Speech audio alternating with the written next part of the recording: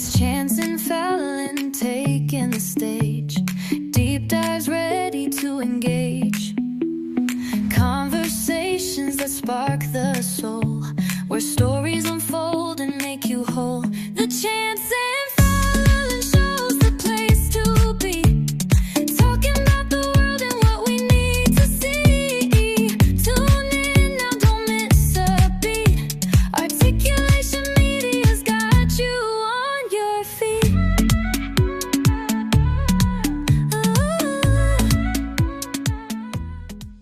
Welcome to the Chance and Fallon Show.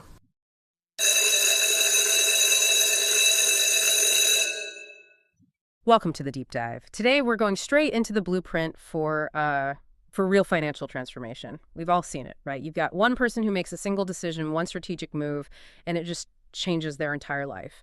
And then you have someone else who works for 40 years, does everything right, and retires with basically nothing. The difference isn't luck. It's not magic. It's knowledge. Exactly. It is purely about knowledge and systems. And our mission today is to really analyze the framework from this work, Fast Money, Easy Money by Braxton R. Meeks, because it addresses a simple truth. Money just does not behave the same way for everyone. Right. And Meeks really zeroes in on the two paths for non-inherited wealth. You've got fast money and easy money. Fast money is that high adrenaline, urgent chase for the immediate win, the quick flip. But the sources are clear. This path can become what does he call it? A cage made of gold dust. A cage made of gold dust. You have the income, but zero freedom. And then easy money is, well, it's the total opposite. It's smart money. It's built on systems, structure, and real intentionality. It leads to stability and actual wealth. It's boring, but it works. Our goal for you is to stop chasing and start attracting. And you do that by understanding both. Okay, let's unpack this. The sources give us two couples to make this real. We've got Jordan and Layla, who went all in on fast money. And then Alex and Maya, who are the dedicated easy money builders. Their stories really show the real world consequences of these choices. So let's start with Jordan and Layla. The fast lane, the seductive path. They started out conventionally, working hard, saving a bit, but they got worn down by what Meeks calls fragility.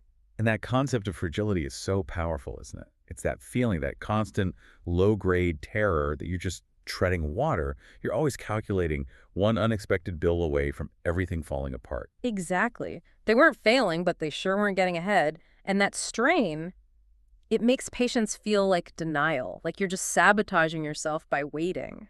And that's when the fast money mindset offers this really compelling answer. It basically says you're playing the wrong game.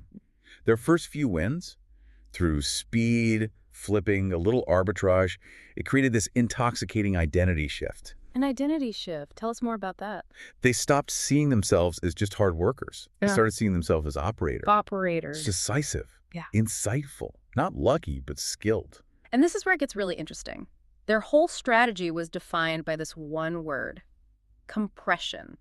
What does that mean in practice? Compression is basically trying to cram 3 years of normal, steady growth into 3 months of high-stakes, leveraged moves. Time just collapses.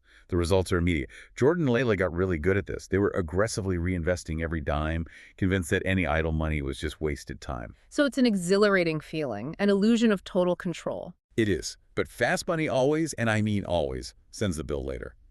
The first cost was just constant pervasive stress. There was no off switch, and opportunity doesn't care if it's your weekend. And that leads to instability, right? Even with big wins. Huge instability. Their bank account would see these massive spikes, but income wasn't a steady stream. It was just spikes. And that leads to what the source calls burnout, disguised as ambition. You're just pushing through exhaustion, telling yourself it's the hustle? Yes.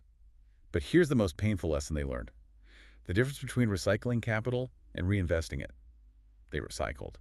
They poured every single dollar from deal A right into the costs for deal B. They kept the engine running hot. So what would real reinvesting have looked like instead? Infrastructure. Instead of buying the next flip, they would use that capital to, say, hire a virtual assistant, or build a documented sales system, or, critically, pay a high-end tax professional. Recycling is chasing volume. Reinvesting is building a machine that handles volume for you. And nothing exposed that lack of infrastructure more than taxes. The silent assassin, as Meeks calls it. Oh, this is where fast money can be absolutely brutal. You're getting these big lump sums with no withholding. And if you've already spent or recycled that money, you're in trouble. The source is so clear on this. If you don't manage taxes proactively, your biggest wins can turn into net losses the following April. Wow. So the big takeaway from Jordan and Layla is speed without structure just leads to exhaustion. The fast money improved their income for sure, but it completely degraded their quality of life. It's a powerful engine, Mm-hmm. but you need a container to hold the games, which is a perfect pivot to Alex and Maya. Yes, let's shift to the easy money path. Alex and Maya had a totally different philosophy. Their whole motivation was freedom of time, reduced stress, and sustainable growth. Their rule was simple: systems over effort. And we can see that in the three kinds of systems they built. First up, the obvious one. Passive income investments. We're talking dividend stocks, REITs, real estate investment trusts, and even just high-yield savings accounts, things that work in the background. And the second one was digital products. This is huge now. Ebooks, online courses, software templates. It's a ton of work upfront to create them, but once they're launched, they can run almost autonomously. And finally, automated services. This is about delegation, using VAs, using AI for scheduling, for invoicing, earning without being directly involved in every single transaction. The source really emphasizes how AI is changing the game for easy money systems, especially for people who don't have a lot of starting capital. It's a massive leveling force. I mean, think about it. You can use AI-powered robo-advisors to manage your portfolio, something that used to cost a fortune with a human planner. Right. Or using tools like ChatGPT to write the initial copy for your ebook or your course. It just cuts down the barrier to entry so dramatically. Plus, AI chatbots can handle most of your customer service 24/7. It's like having a global team for a fraction of the cost. And the strength of this whole path is predictability. It gives you confidence. It lets you plan. But the real magic is just compounding. Over years, it will reliably outperform those big, flashy, fast money wins. Okay, but it's not perfect. Easy money has its own weaknesses, doesn't it?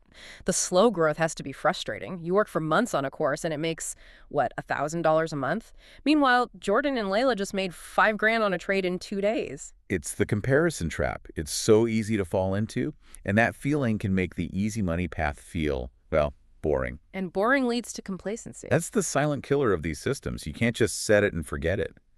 Alex and Maya learned they had to schedule time every single week. Meeks suggests at least 3 hours, just for system review and optimization. So you're not trading time for dollars anymore. You're trading time for maintenance and improvement. Exactly. You have to keep up. Okay, so this brings us to the big question. If one path is fast but unstable, and the other is stable but slow, what's the solution? How do you actually win? You combine them. I mean, that's the real secret. The truth about wealth is that it needs both. It needs fuel, that's the fast money, and it needs a foundation. That's the easy money. Neither one is enough on its own. And this leads us to the core strategy in the book, the two-bucket wealth model. This is where you literally divide your capital. Right. Bucket one is your fast money fuel. It's high growth, risk tolerant. It's for those aggressive compressed deals. Bucket two is your easy money foundation. This has to be stable, compounding, low risk. This is what protects your principal for the long haul. And the system to make that happen, the operational part, is the 50-30 wealth split strategy. This applies to any profit you make. Let's use a quick example. Let's say our reformed Jordan and Layla make a $10,000 net profit on a deal. Okay, so under this model, 50%, $5,000, goes immediately into bucket two, the foundation. That's paying down a mortgage, buying dividend stocks, funding a REIT. It locks in the gain. Correct. Then 30%, $3,000, goes back into bucket one.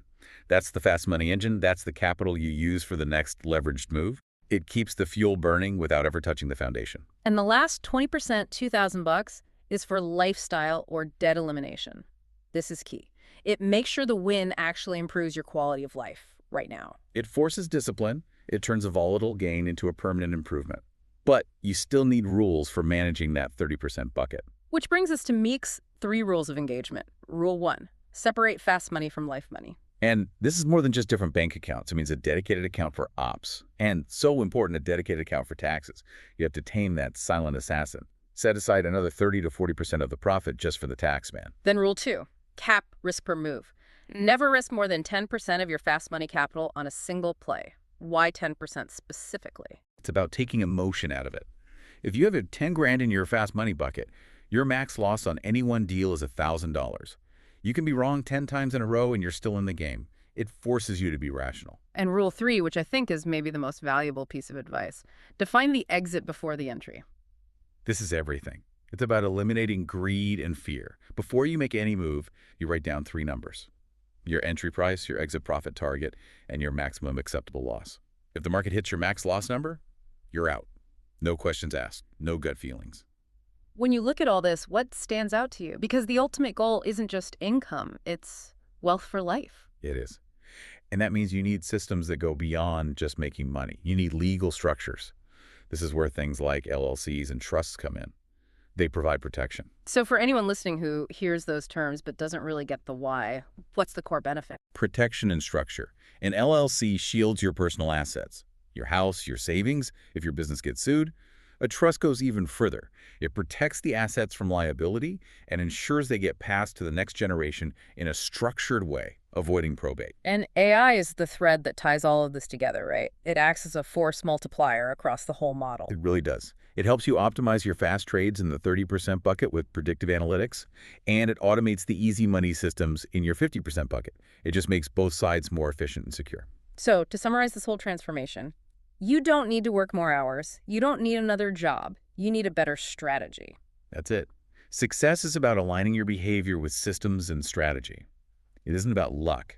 The 50-30-20 rule is how you convert that volatile fuel from fast money into predictable, permanent wealth. The lesson from both couples couldn't be clearer. Fast money gives you speed. It gives you opportunity. But easy money gives you stability. It gives you longevity. The whole blueprint is about creating permanence. It's about escaping that cage of gold dust.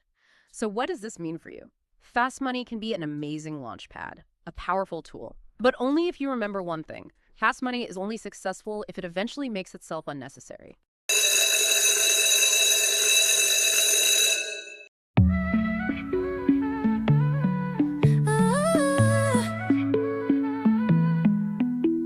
It's Chance and Fallon taking the stage.